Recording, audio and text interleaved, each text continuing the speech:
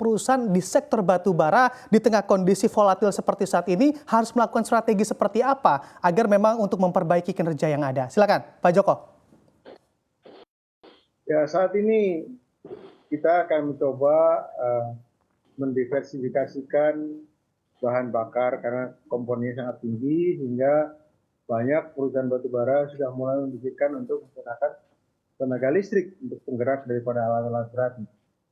Diharapkan dengan adanya transisi energi untuk pengurangan bahan bakar hingga mengoptimalkan biaya produksi yang ada. Sehingga batubara bisa tetap kompetitif dibanding dengan batubara dari negara-negara lain. Itu yang disampaikan oleh Pak Dilip tadi. Tetap bahwa permintaan akan batubara naik. Kemudian kemungkinan dinaikkannya produksi dalam negeri juga ada. Tapi tidak setinggi kenaikan permintaan. Karena juga ada masalah daripada dukungan peralatan yang kita miliki. Kemudian setiap perubahan produksi juga harus diproses oleh RKAB-nya, FS-nya, dan sebagainya. Dan ini perubahan-perubahan yang diinginkan tidak secepat yang kita harapkan. Hingga tadi disampaikan juga bahwa produksi kita adalah sudah 695 juta dan kenaikan dalam negeri sekitar 60-70%. Ini adalah suatu keadaan yang kita harus mulai memikirkan berapa banyak yang bisa kita ekspor sehingga kita dapat memenuhi kebutuhan dalam negeri kita. Karena pada dasarnya yang menjadi inti untuk energi ini adalah untuk kebutuhan energi di dalam negeri. Dan kalau berlebih boleh diekspor. Jangan sampai nanti diekspor tapi dalam negeri tidak punya. Jadi ini prinsip yang harus dijaga.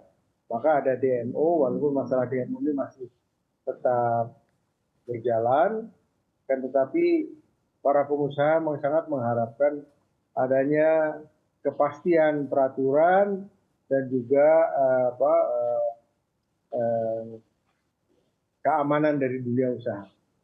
Karena kalau berganti-ganti kita juga akan mengalami kesukaran hingga untuk melanjutkan penambangan yang berkelanjutan memerlukan strategi yang lebih ketat lagi, di mana kita harus mencapai karena tambang-tambang kita sudah memiliki stripping ratio yang tinggi, ya kita perlu mengatur strategi di operasi penambangan, dan ini memang membutuhkan kejelian di samping memikirkan pemasaran-pemasaran yang harus dilakukan.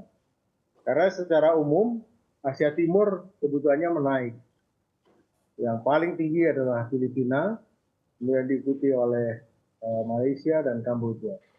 Dan seperti yang digambarkan oleh Pak Dilip adalah pengusaha yang sudah bertahun-tahun, sudah banyak pengalaman. Dari pengalaman beliau bisa memprediksi bahwa ini penurunan ini temporary, sementara saja. Karena tetap dibutuhkan batu bara untuk menggerakkan industri di dunia.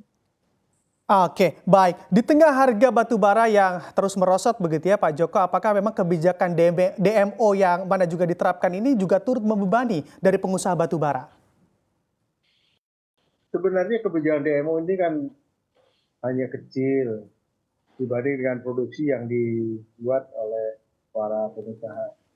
Yang perlu dikontrol adalah karena iming-iming dari harga ekspor itu pertama pembayarannya baik, harganya baik. Sedangkan DMO dibayar cuma 70, untuk industri yang lain 90. Tapi kadang-kadang inilah keadaan yang memang sangat memberatkan pengusaha bahwa pencairannya tidak seperti kalau kita menjual ke luar negeri. Tentunya ini diharapkan ada perbaikan dari pemerintah maupun PLN pengguna batubara kita atau industri dalam negeri, sehingga pengusaha-pengusaha ini bisa berkompetisi untuk mensuplai PLN maupun perusahaan-perusahaan dalam negeri. Jadi intinya perlu pengawasan yang baik, sehingga kita bisa menjalankan DMO dengan percaya adalah baik, tapi kontrol adalah yang terbaik. Jadi pemerintah harus mengontrol dengan baik.